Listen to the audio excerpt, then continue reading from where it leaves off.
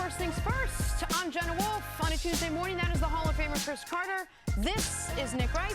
Good morning, gentlemen. Good morning. We got a big show for you today. Big news from Odell Beckham Jr.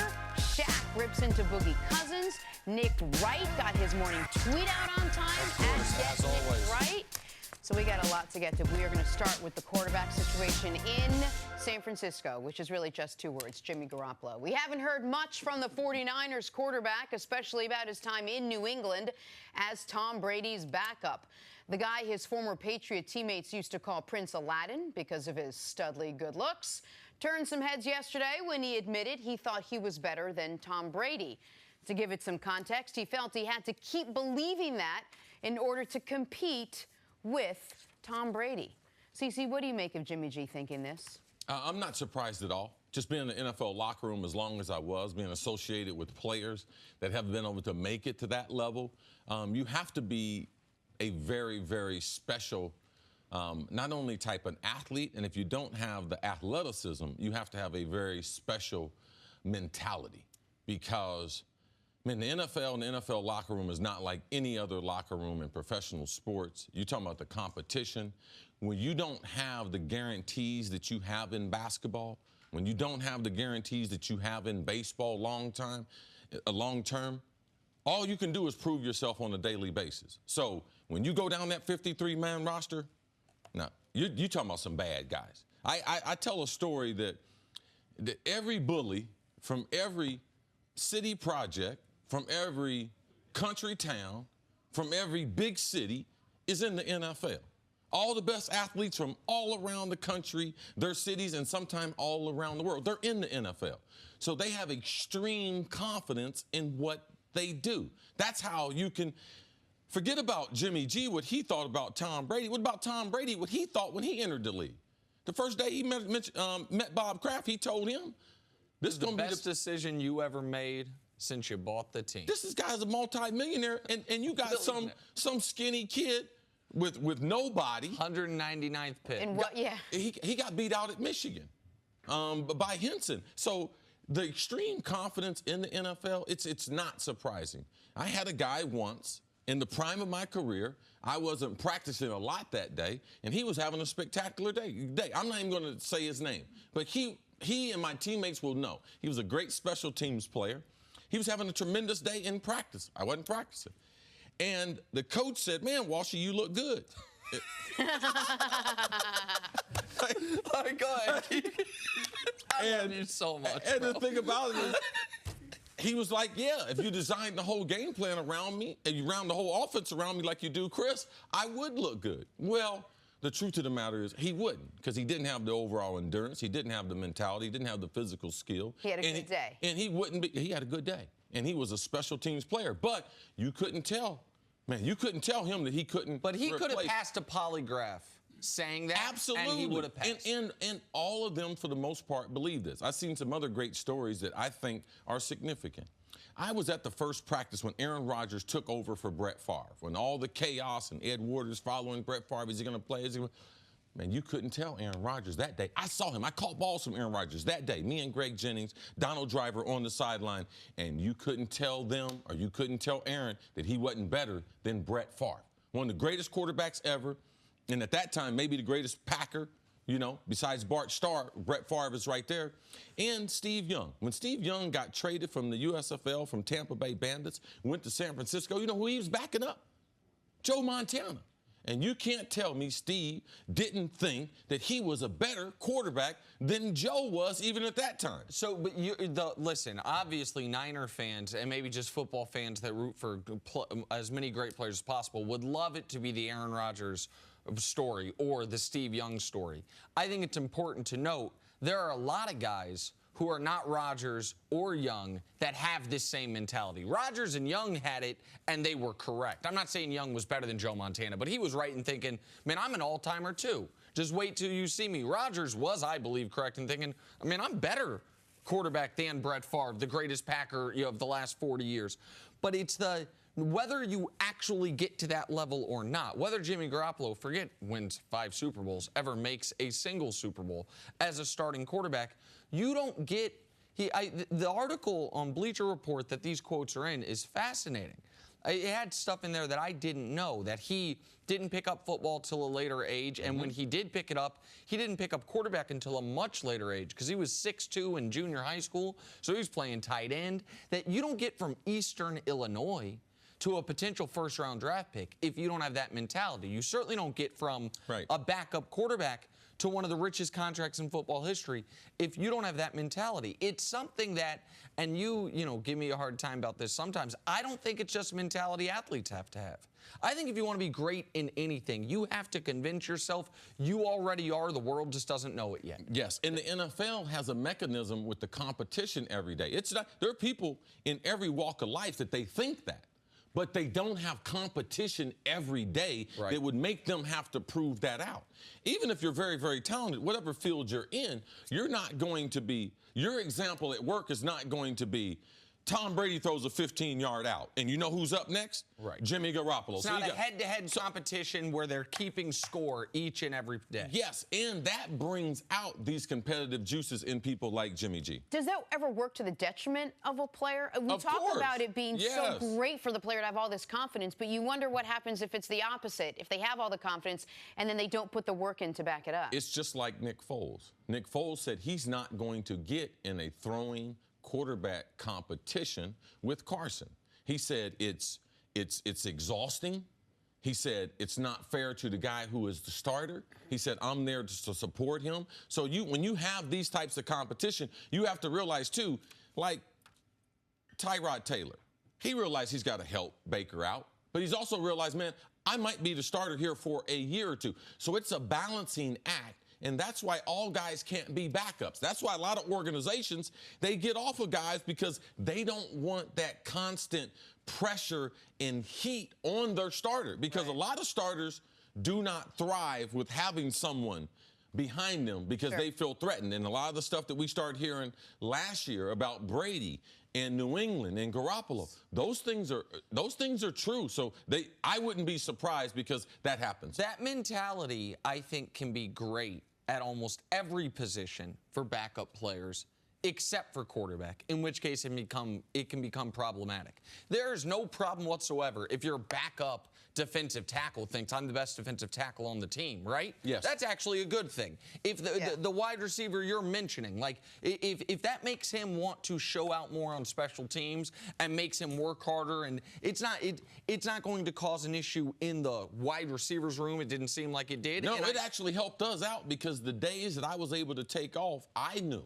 Like Walshy was going to handle things. And there were some days, too, that Walshy, because he used to like to stay out in the town. Here we go. And then it'd be like, hey, see, can you get me today? And I'd be like, hey, Walshy, I got you, because you got more days of getting me. So, yes, there is a push-pull there in trying to put that team together. But the quarterback position's a different one. Because he's not going to play. He's not going to play, and there has to be one voice. It's almost a streamlined voice. Head coach to coordinator to quarterback. Yes. Sometimes the quarterback's coach is sandwiched in there. And that's what I think you saw. And this is a great article. I wasn't really familiar with the writer who wrote it beforehand. I thought the color in it was great. I thought it also it came out right before. He clearly wrote it before the Jimmy G went on that date. But there's a lot of anecdotes about Jimmy G being quite the ladies' man of Eastern Illinois.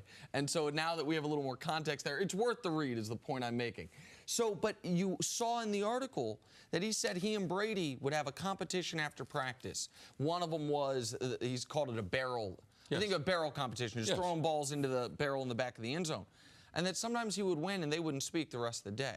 So, like, that's good to an extent. And then at some point at that position, it can reach hey, it's one of us or the other. Because if the guy is good enough to be a starter, he can't be there forever. He can't just be the heir apparent in a sport or any sport where the clock is always ticking on the length of your career. He did go on to clarify that no matter how bad it got, the next day they would always come in and talk to each other, which is great. And the article does lend itself towards who this guy is. He's a really nice guy.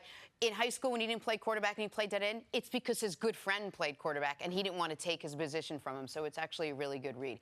But coming up, we're going to talk more about what this means for Jimmy Garoppolo and having to play behind Tom Brady, whether that made him the guy he is today. But coming up on the other side, which big star will be absent from training camp when it gets underway this week? The answer coming up next on First Things First. Moving on to the Cleveland Browns. The Browns announced they'll start training camp out wide receiver Josh Gordon. Gordon assured his fans and those keeping a distant eye on him that this was, quote, part of his overall health and treatment plan. After missing the 2015 and 2016 seasons due to violations of the substance abuse policy, Gordon played in 5 games last season, catching 18 passes and a touchdown. CC, Josh Gordon not in attendance the first day of training camp. What do you make of this? It's a problem. It's a problem anytime that a player that has the history that Josh does. And it was fairly clear yesterday that the Browns and Josh himself had released some stuff. Someone from the office had sent me something about Josh, the tweet that he had sent out, that he hadn't flunked the test and everything. I was like, I can't get on Josh Gordon Twitter. You know what? Josh Gordon blocked me a number of years ago. Yeah, because I thought the Browns should have cut him when initially they started having problems. And a lot of it was based off, I knew that that was the moment of truth for me. People talk about they have a moment of truth, but they just lie. And it's like, is there some correction? That and being cut by Buddy Ryan, it changed my perspective and ultimately got me to where I should be. Before you go on, I just wanted to, for the audience that didn't follow the story years ago, because at this point it now was years ago, this was when Josh was, what I would say was still in denial, or at least publicly in denial about his issues. And you went on TV, and this is before you and I knew each other, but I'd seen you on TV talking about this. I thought in a somewhat empathetic manner was talking about what was best for Josh. And Josh wrote an open letter to Cris Carter saying basically, you don't know what the hell you're talking about. I'm fine. You don't know me. You don't care about me. I'm fine. I'm healthy. To which you're ascribing issues to me that you dealt with that I don't deal with. Yes. And blocked you on Twitter, which whatever, who cares? But then we found a lot of what you were saying was spot on. And since then, you've been on, I just want the audience to understand, because I don't want people to think it's some petty beef. You've been on television as one of Josh Gordon's biggest advocates and biggest supporters as far as hoping he can get back in the league and hoping he can get healthy. So that's the background of what you mentioned. Yeah, for me, it's not personal.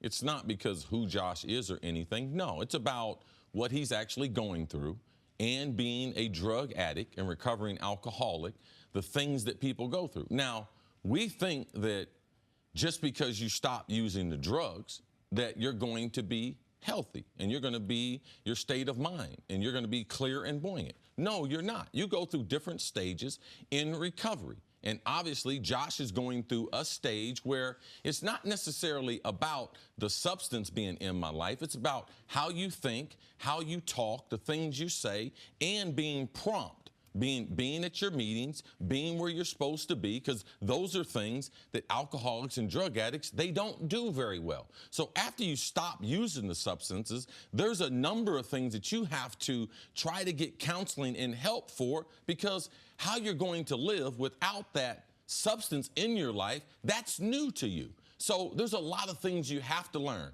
Josh is going through what we see all the time. Now, I'm not going to say he made a slip or he had a setback, but there are hard things that you have to deal with as far as your life that you're not prepared for, because it's the first time, typically since you've been an adult, that you haven't been medicated in some form or fashion. You and I talked earlier this morning, and you were talking about how the fact that he's not at training camp, despite what the release was that he put out there, that this is all part of what I'm going through and I wasn't going to be here, that's not good for him, that he needs to have that regimented daily thing to do, place to be, and that helps him. Not only is it or you would think not good for him, but it also, I feel like I can say confidently, was not part of the plan.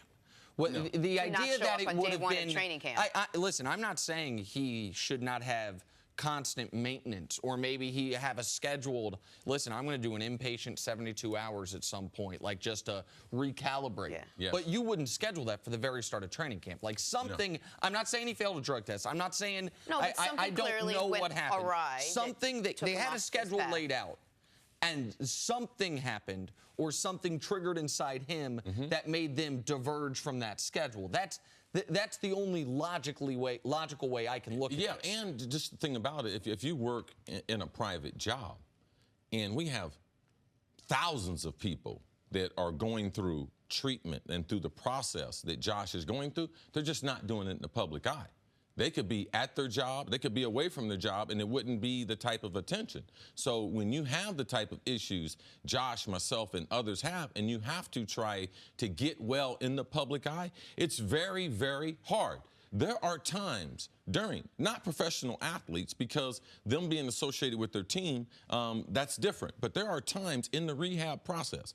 I'm associated with the company, Ambrosia. We have 6 training facilities around the country. There are times where patients will have to divert from their program. We still believe they're on course, but we have to deviate from what we've prescribed for them for their best interest. They might have to get on some other type of medication. They might have to see some other type of specialist. But their ability to be able to live and have power in their life on a regular basis, that's the goal. Obviously, something has happened where they don't feel like Josh being there at training camp, because one of the things that's been proven that as an alcoholic or a drug addict, when you are at your job, and that's the reason why the NFL changed the rules and bent the rules. If you have a street drug conviction or you've been suspended, you are allowed to be at the facility. At the facility. Sure. Now, not when you're suspended for a year, but the other times when you're fined or you have a 4-game, because they know being a daily regiment, being around your teammates, being at your having a regular schedule is better for recovering addicts. How supportive has the league been and have the Browns been? And is it in their best interest to get Josh back in there and try to get him back on the team and up and going again? How supportive? The league can't be any more supportive. The league actually changed the rule. They're not going to say this. They're not going to admit it. They actually changed the rule to be able to help Josh out. There was a stage in the drug program where you were suspended, and they dialed that back. Where you were suspended 6 games, they dialed that back to 2 to 4 games. Well, now you have there's an extra suspension or fine in the player's process. In the front end of it. They built into the front end of it before this is one of the reasons why sometimes when we're talking about guys who haven't been suspended before from the league, sometimes says, we can't be so certain they're not in the drug program. Just because we haven't seen them hit the 4-game suspension yet. Yes. Because now they've already been fined a couple game checks. It used to be, I think, 2. We have a couple stars in the league that are in that phase. I'm talking about big time. It would be earth-shattering news that if they were to trigger that next step. And if it was a time machine 10 years ago, at least 2 of those guys would have already triggered it. But they have now built in where you can lose extra step. An extra, they give you a, so this is, listen, I happen to think, and this obviously was not Josh Gordon's only issue, I happen to think pro sport leagues testing for marijuana is ludicrous. But that is an extreme position. The NFL gets a lot of criticism for suspending guys for marijuana usage. To Cece's point, they have made it to where you have to fail a multitude of tests before we actually hear you're being suspended for marijuana usage. And again, I don't know, and bless you, what happened with Josh Gordon. I hope he's back with the Browns soon, and I hope that the league gave a cryptic statement here. They're like, we'll address this when it's time. When it's time. They didn't say, listen, Josh is in good standing with the league. The league's got to do something. I know they've dialed it back. The league's got to do something about especially the marijuana and the testing. How many nanograms, how often they're going to test for it, because the system they have now, it's not working. It's not working. You're supposed to have a system that's supposed to help people, and I don't believe they're getting the type of help that they could. All right, we're going to take a break. Much more First Things First right after this. Time now for Sources Start Your Morning. Earl Thomas and the Seahawks still at an impasse. According to reports, there is no indication Thomas is reporting to Seahawks camp. Cece, how do you see this one playing out? I think they're going to trade him. Yup. You know, I think that right now, when you look at all the changes that they made, he doesn't want to come to a camp, doesn't want to fulfill the last year of his contract. Man, he's going to force his way out of there. If I was Seattle, I'd be looking for a draft pick or a player to move him. I totally agree with you. Whether it's a draft pick for the upcoming year's draft or maybe a team that has a surplus of offensive linemen, that has a team that, not that a lot of teams have that, but a team that has, hey, we've got an older guy that we're transitioning away from to bring in a younger player. Like, I think Earl Thomas is going to play this year, but I do not think it's going to be for Seattle. And he's still a good player. Absolutely. Moving on to baseball now. Tim Tebow is likely out for the season after breaking his hand. The 30-year-old was hitting .273 this season for the Mets AA affiliate. There was recent talk of him getting called up for his injury. Nick, will Tebow ever make the majors. Listen, if you consider a September call-up making the majors, yes. I don't know if he'll be on an opening day roster, but yes, and I think he would have done it this year. The Mets are a Travis mockery. They would have brought him in And just what? Travis mockery. That's when it's past a travesty or a sham or a mockery. Travis mockery. But credit to Tebow. I mean, 270 in Double-A is your secondary sport you pick up later in life sports-wise. I mean, I credit the guy. He's rich, and he's still grinding away in minor league baseball. Good for him, man. Yeah, I talked to John Franco, the great Mets player. He lives close to me, and talked about Tebow. They were going to call him up definitely at the end of the season. They like having him around because even at 30, he's a great example to their farm system. They don't have a great farm system, but he's a great example of how hard they want a professional to work. So they enjoy having Tebow around. They really think him to be authentic, and he's been a great influence on the younger players. And he doesn't have hand, foot, and mouth disease like some of the Mets, which is nice. Interguard. To the NBA now, Michael Beasley was introduced for the Lakers yesterday, and he rejected the notion that the Lakers will have chemistry issues next season. Beasley said, quote, "For there to even be a narrative of the personalities in this room is judgment enough for me, and I don't want to be a part of that." Nick, are you buying Beasley's comments? I'm buying that Beasley will not be a part of any chemistry issues if there are chemistry issues. Michael Beasley's not a bad guy. No. Michael Beasley was disappointing given the fact that he was a star at Kansas State and he was the #2 pick of the draft. But he's carved out a nice role in the NBA that he understands what his role is, and he's never been a guy teammates don't like. He's just a little goofy, gives funny interviews, and has some wacky tattoos, so people think he's more of a knucklehead than he actually is. He's not a bad dude, so I don't blame him for pushing back on that narrative. Yeah, absolutely. And you can't just paint all the players. You know, Rondo, he has a different set of issues. JaVale McGee, a different set of issues. Beasley, not living up to the hype that's been on him since high school. That's a different set of issues. But that don't make them bad people or bad teammates. All right, finally, Dirk Nowitzki signed a deal to return to the Mavericks for a record 21st straight season with Dallas. Dirk, who turned 40 in June, scored 12 points a game last year. He's 6th all-time in points. Cece, how impressive has Dirk's career been? It's been impressive. It's been very, very impressive that of all the players outside the United States, Dirk Nowitzki's probably the best player that we've ever seen in the NBA from abroad. Him or Hakeem? Yes. He's definitely, I knew where your brain was. You were thinking of the European players. He's definitely the greatest European player ever. And I've heard people say that before, too. Yep. So I would bring Hakeem into it.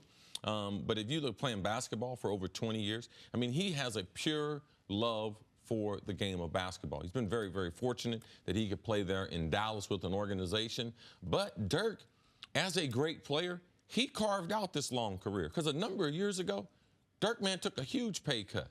Like, Dirk, you don't have no problem with him. Dirk knows what his role is compared to some other players that we think are superstars. And when they decide to take that pay cut, Dirk has been, him and Mark Cuban have been negotiating for a long time. Dirk taking a pay cut for them to try to sign a superstar, a max contract player. This year, he's only making $5 million. So his role, he takes less shot. He's still the leader of the team. But he's carved out these last 5 years because he took substantially less money than a player like him would be taking. So he knew what he wanted to do, and that was play a long time in that organization. So he made himself where he would be far more appealing for them to continue this relationship. And he's still good. Guy shot 40% from three last year on 4.5 threes a game. Dirk Nowitzki, everyone says what C said, and you're correct, I'm not disparaging it. That is he the greatest foreign-born player ever? Is he one of the? We can remove foreign-born. Dirk Nowitzki is one of the 20 greatest players in the history of this sport. He's a 13-time All-Star, 12-time All-NBA guy. He has an MVP, a Finals MVP, and a championship. He was the best player on a team that won 50 games 11 straight years in the West. He's 6th in points. About 2 months into the season, he'll be 5th in points, passing Wilt Chamberlain. Here's the full list of guys with as many All-Star games as Dirk, an MVP, and a Finals MVP. Kareem, Kobe, Wilt, Duncan, LeBron, Jordan. That's it. This is an all-time great who now has a record that in today's NBA, I wonder if it will ever be approached, which is the most seasons ever with one organization. 21 years, not only playing, but with one organization. I mean, people remember he was traded for Robert Tractor Trailer in the draft. Not the greatest move the Milwaukee Bucks have ever made. Rest in peace, Tractor Trailer. But this is a guy who was the best player on a 67-win team and then the best player on a team that beat the Heatles in their first iteration. An all-time great that doesn't seem to want to stop, and I'm glad he's not stopping. He's been one of my favorite players ever to watch. And to Chris's point, you can extend your career if you understand what your role is, what you're capable of doing, and if you're willing to play how the team wants you to play, and those exact minutes. We won't name names. Moving on to the reason the Boston Celtics general... Stay in shape, too. Okay. Moving on to the reason the Boston Celtics general manager Danny Ainge is a happy man this morning. 1, he made our show again. 2, Gordon Hayward can play basketball again. Quick history, Gordon Hayward played less than a quarter last season. 6 minutes, maybe, before horrifically breaking that ankle. But he posted this video of himself working out, and he seems to be making really good progress. Nick, how important is having Gordon Hayward in the mix for the Celtics next season? It's obviously incredibly important. He was their key free agent acquisition last offseason before you knew they were trading for Kyrie Irving. Like, he was the star piece that you thought Boston might actually be able to get without giving up any of their assets, because he was a free agent, because he had the reputation or the history with Brad Stevens, and he was coming off his best year as a pro. He's not going to help the Celtics defensively. He's not going to be a negative defensively, but he's not going to help them defensively. But what he will give them is a proven scorer and a guy that can score at all 3 levels, at the rim, mid-range, and from three-point range. I'm very interested to see how the Celtics juggle their rotation of forwards, because they have something of embarrassment of riches there, and I'm curious to see how he and Kyrie play together. That's the only real question mark to me about Boston next year, is we've never seen he and Kyrie play together, and those shots have to come from somewhere. Like, Kyrie takes last year 18 a game. The 2 young kids took 10 and 11 a game. Who's giving up shots to get Gordon Hayward his career average about 15 a game? But you're adding an all-star caliber player, and so he's wildly important. If folks are right that the Celtics actually not only are favorites in the East, but could compete with the Warriors, then that means Gordon Hayward's going to be full go from the very beginning. Yeah, I'm looking forward to watching him play, because I think people over a short period of time, they forget who players are. Boston, their roster, the way we saw them playing against Cleveland in the Eastern Conference Final without Gordon and without Kyrie, I mean, who is Gordon Hayward? If he had played last season and it averaged in double figures, anything over 10 points, it's been the 7th straight season in the NBA after his first season as a high draft pick from Butler, averaging 5 points. So there's only been a few players that have had that type of steady growth. I think he's one of 13 players that have seen their scoring average over the first 7 seasons increase. So he is a special player, but he's not a high-volume shooter. The most shots he's ever taken, a little short of 16. Most shots he's ever taken in a game. That was in the last year in Utah. So for me, coming from Butler, the head coach of the Celtics is from Butler. Right. I believe he's a system player. I also believe that late in games, he does work. He's not an all-star, but he's a marginal, like, all-star player that he can get you buckets, he can get you calls at the end of the game, and you need forwards, wing guys to be able to defend. I believe he's going to be just a different version of Al Horford, what he did for him last year, be able to score from all 3 different levels. He's got to be able to improve his three-point shot, because that's going to open up the court and really help the Celtics. But he's going to have to, he's going to have to surrender some minutes and some time with Tatum and Jaylen Brown and them. So I'm not worried about his health. I believe he's a good player, and because he already has a max deal, he don't have anything to prove. So I like the fact, and I believe he is a difference maker and what's going to make the Celtics a special team. What about what Nick brought up, just sharing the spotlight, the minutes, the time, possessions with Kyrie Irving? It's not necessarily the spotlight, because Gordon is not that type of player. His career high is averaging 15 points, so it's not like 15 shots. Yeah, 15 shots. And, what, 16 points? Well, his last year in Utah, he jumped it up. He was at 22 his last year in Utah. So the thing about Gordon Hayward is he is a role player. If he stays true to form the way he was at Butler and at Utah, he should be able to fit in. And he's already got the max contract. So if he's trying to win championships, this is a perfect fit for him. I'm not worried about Gordon's mentality at all, especially because coming off that injury, guys tend to feel as grateful is the wrong word, but appreciative to be back playing the game.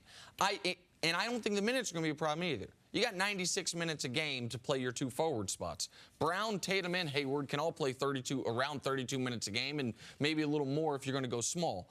I just want to – somebody's going to sacrifice shots. And I want to know who it is. Because if I'm the Celtics, Tatum last year took 10 a game. I don't want him shooting fewer than that. Jaylen Brown took 11 a game. I don't want him shooting fewer than that. Al Horford was incredibly efficient at his, I think, 13 a game. Again, this field goal attempts. So the person that you would think is going to have to sacrifice the shots is Kyrie, who actually last year in Boston took slightly fewer shots than he did his last year in Cleveland. That's the only question to me on the offensive end, is where at some point somebody's giving shots back. You don't want it to be Brown and Tatum, who are your 2 budding young stars. I don't know if Kyrie wants it to be him. What about Jaylen Brown playing more 2 guard for them? Sure, absolutely. Kyrie 1, Jaylen Brown 2. Hayward and Tatum 3-4. That's what I think will be their starting lineup. Which is why I'm not worried about the minutes. That even if you slot them all at forward, you can play 32 a night. And if one of them's playing 2 guard, you can play him 35, 36 a night. No matter what position he plays on the court, the shot's got to come from somewhere. That's the thing that Brad Stevens is going to have to juggle for the first time in his pro career. First time in his pro career, he's got not too much talent, but he's got a lot of talent. He's not making pieces fit. Does getting Gordon Hayward back make the Celtics the best team in the East coming into the season now?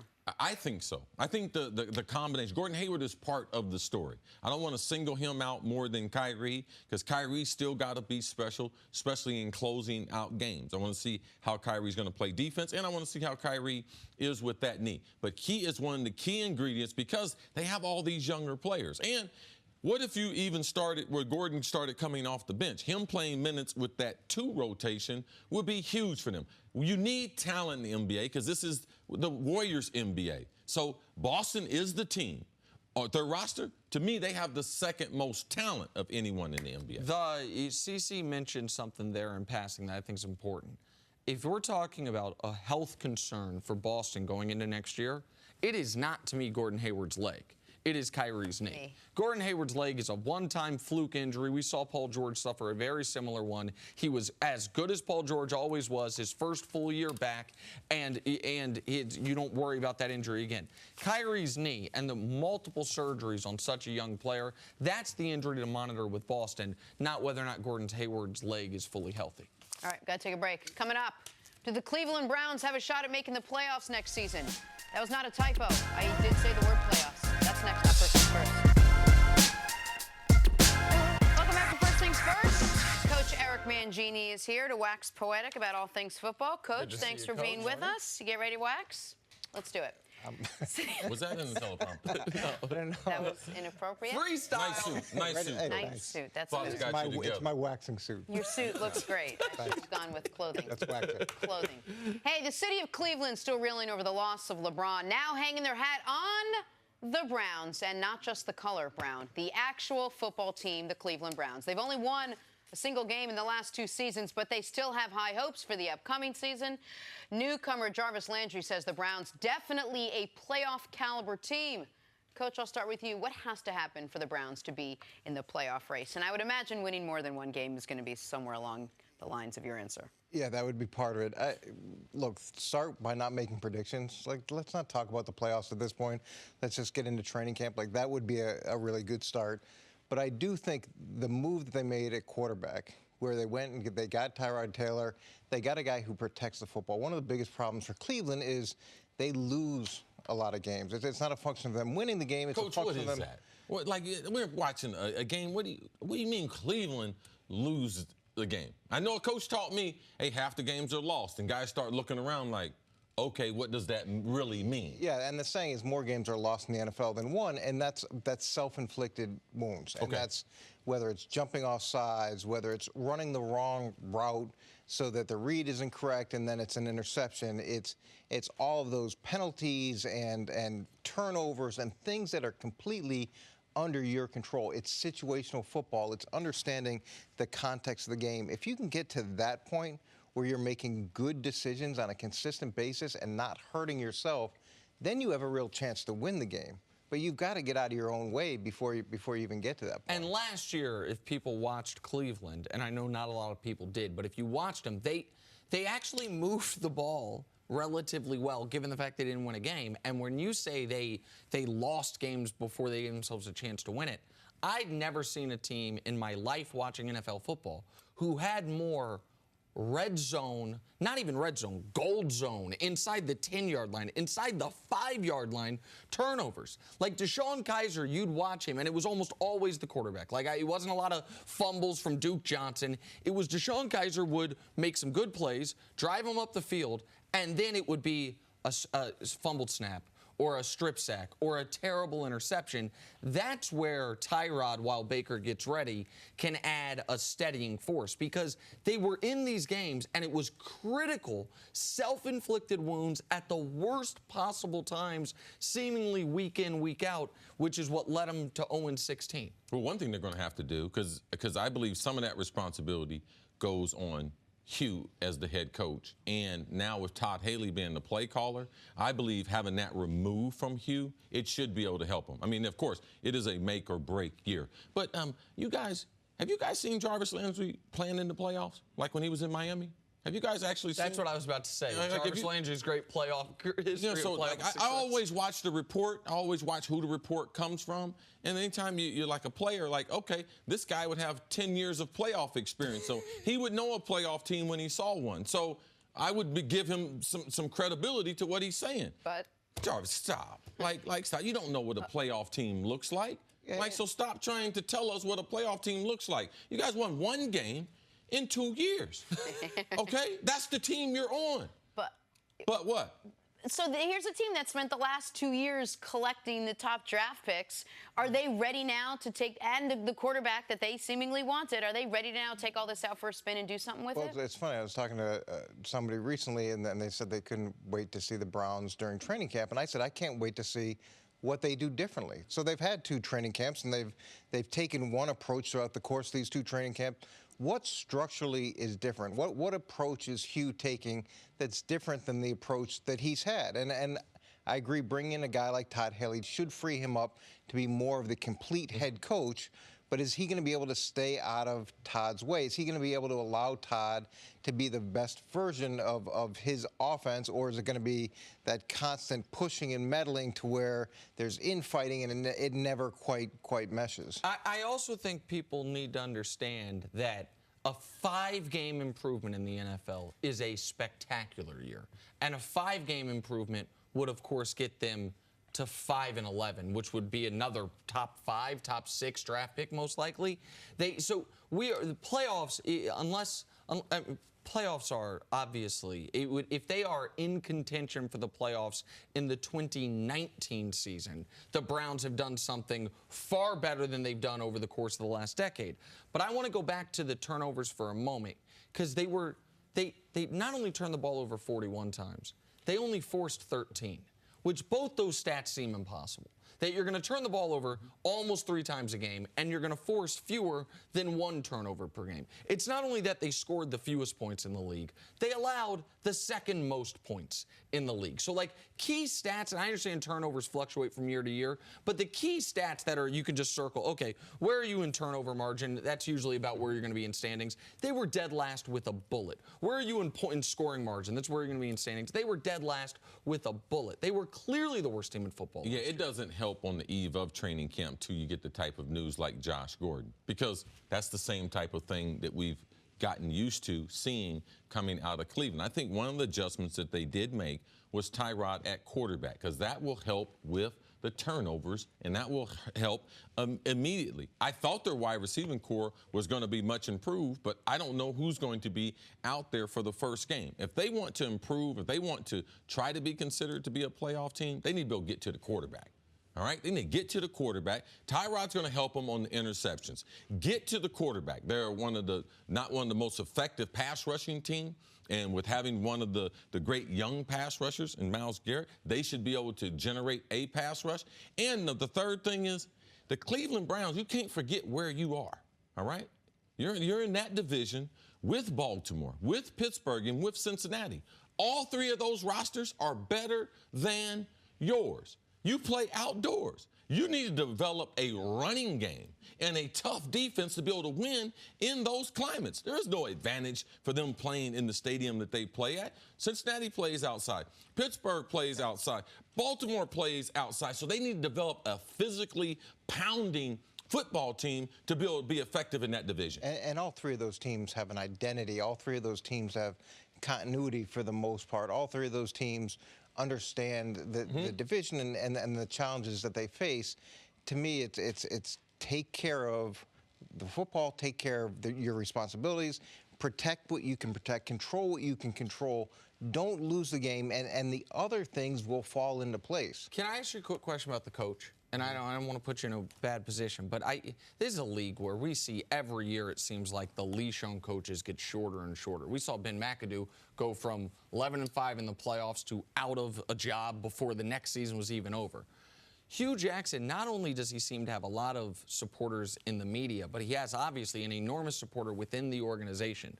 What do you think of the, I don't know, the pull Hugh Jackson has there, why he's been able to, in a league where nobody has job security, be 1-31 in the last 2 years, and it didn't even seem like he was on the hot seat at the end of the season? Well, the other issue that Cleveland's had pretty consistently is the turnover. And every 2 years, you're switching out the head coach. The year before, they had turned over the front office, the general manager. So how much can you get rid of? And so the teams that have continuity, teams like New England or Pittsburgh or teams that are consistent, they just prey on the teams that are constantly turning guys over, and they get their players, and they play off their mistakes, and they play off the inexperience of the new staff. Looks like the owner said, okay, I want to have some continuity. I want to give this guy another chance, but there is still a change in the front office. So it's not like that group got to stay together. Now we're going to have to see the dynamic between the GM and the head coach. And look, we don't know how that's going to play out. And Nick, Hugh Jackson did jump in that cold lake. So oh, yeah, there's you're that. right. I forgot about that. You guys remember Absolutely. that he did that. Said if we go 1-15 again, I'm jumping in the lake. Job security. And went 0-16. I ever jumped heard in the it. lake. Coach, stick around. We'll see you a little bit later in the show. Coming up, why would Isaiah Thomas consider returning to Boston? That's next on First Things First.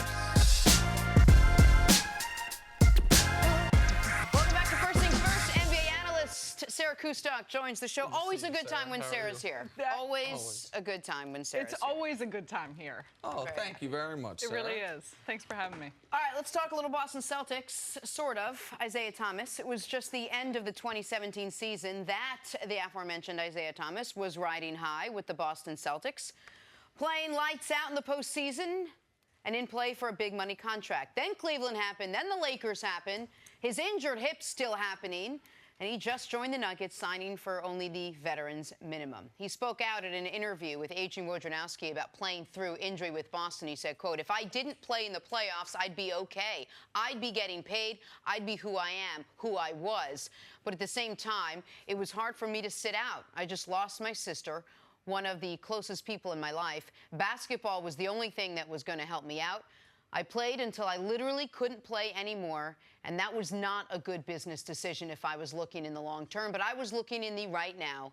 That's just what it was. It's a lot there from Isaiah Thomas. Sarah, is Isaiah's story a cautionary tale for other NBA players contemplating playing through injury, especially with the bright lights of the postseason and whatnot? I absolutely think it's something to be aware of and be conscientious of. And I think with Kawhi Leonard, for as much attention and focus on his injury occurred throughout the course of last season and even up until now, players know their own body. Now, I don't know the ins and outs. I don't know if we do. We're not doctors here with Isaiah Thomas about if he hadn't played in the if you'll remember, he got injured 2 months left in the regular season. He got hurt Game 6 of the Eastern Conference semifinals, continued to play through that, and then was knocked out essentially in Game 2 of the Eastern Conference final.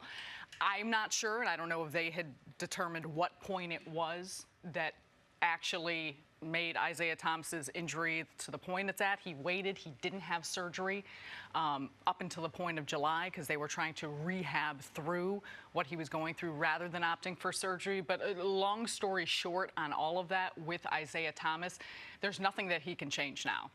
And he's at a point with Denver where he thought he would be signing a max deal this offseason. He thought he was going to be a player. We all remember the Brinks Trucks sandals, but instead he had one offer.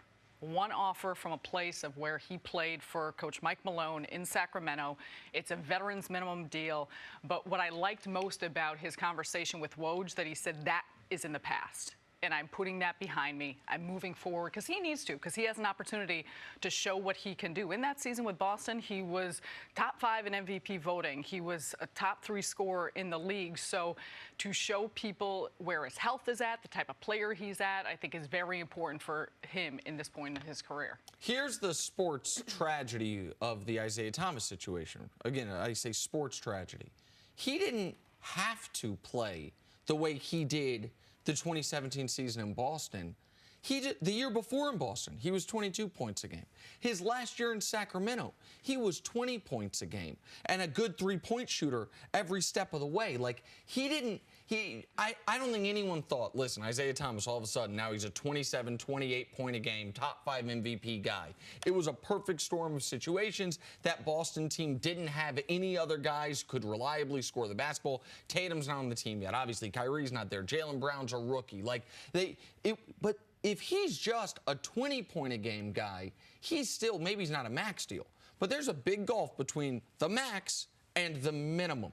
And he ended up with the minimum. I hadn't heard him say one of the reasons he played was to help him deal with the grief of his sister passing. And that's an intriguing wrinkle to this, because it makes you understand more so why for him in the moment he wanted to do it, other than simply, I'm the best player on the team, we think we make the NBA Finals. Well, and with that being said, and CC, you as a player can answer this, I'm not sure if he, in the moment, and regardless of what the doctors were telling him, he's playing in the playoffs. He's just had a near MVP type season.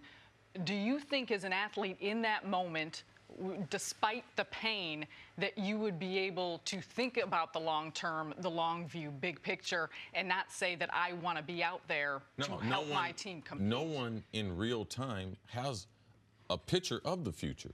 So what you do is you make the best decision based on the medical advice that's been given to you for that moment. And we can all sit and live our lives looking in the rearview mirror. There was a time and point with the Vikings where I had tore up my shoulder, and I was trying to stay healthy. Plus, also, I was on an unbelievable pace to potentially break the NFL record. I ended up playing that season, and the next season, the season after that, I immediately had shoulder surgery, and my shoulder is still wrecked to this day. It was a price that I decided to do. These are parts of being a professional athlete. Part of the reason why we see these great things, these great feats, is because of the things they overcome. Now, if he had gotten through this, we'd be talking about, man, Isaiah Thomas, oh, man, he's great. This is part of it. You have to take care of your body. Your body is your moneymaker. So you have to make the best decisions for your long-term health, because if you're not healthy, and of course he made the wrong decision, but being an undersized player, I don't think he went about this the right way. You are a small guy. Like, your body is more important than a big guy, because a big guy we're going to give more chances to. If a small guy gets hurt, especially with a leg, a hip injury, oh, man, it could potentially end his career. So I don't think that he thought about that. You cannot live your life as an athlete because you'll always be pushing through. That's what coaches do, teach you how to push through. And there's a difference between an injury, all right, and an ailment. All right, he was really, really injured, and him continuing to play brought long-term effects. The other thing he said to Wojnarowski in that article was that he'd go back to Boston if given the opportunity. Are you surprised, Sarah, there's not more resentment towards the team that not only he played for, but then eventually traded him? Well, if we remember, there was a lot of resentment when it happened. At the time. And even when he went to Cleveland. And I believe throughout the course of his time in Cleveland and in that locker room, he carried that bitterness with him. But an entire year has passed. I think he now looks at the landscape. He looked at the market, realizing, again, he had one deal, veterans minimum, from a Denver Nuggets team. And so absolutely, for a business decision, and even personally, he wants to play.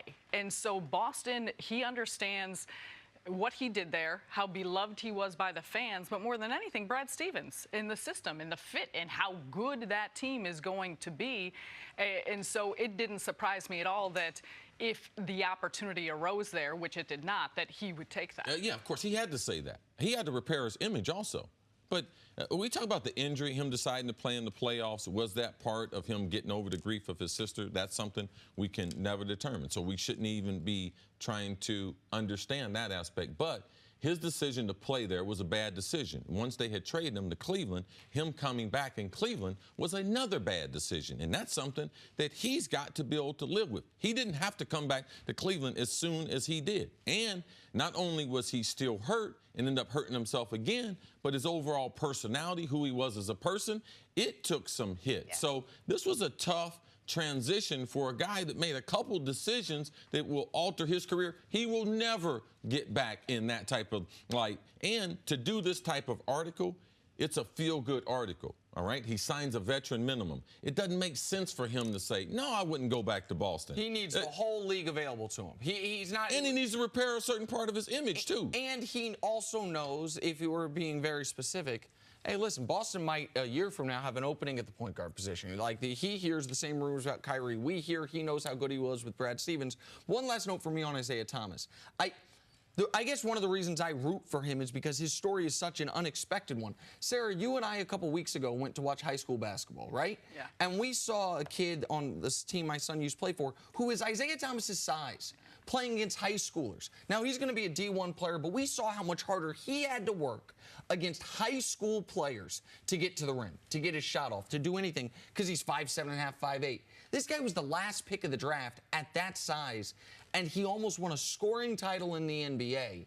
And 12 months later, he has one offer, and it's almost a courtesy offer because Mike Malone coached him, and in Denver, they're not playing any defense anyway. They're just going to try to outscore people. Like, that's not how this story's supposed to end. And not all stories have a happy ending. I get that. It doesn't always end the way it's supposed to end. But I hope Isaiah Thomas has another chapter. It's not going to be a max contract chapter, but a 3-year, $24 million chapter would be better than the one he's tracking towards right now. At 5'7", he's already had a remarkable career, okay? Remarkable. To be at that height and to be playing in the NBA, it's remarkable. It's also unfortunate, but we are a collection of our decisions. Thank you for listening to the First Things First podcast. Remember, leave us a review and tell us what you think. Subscribe to the podcast on Apple Podcasts and catch us on FS1 Monday through Friday, 6:30 a.m. Eastern. For Cris Carter and Nick Wright, I'm Jenna Wolfe. So long, everybody.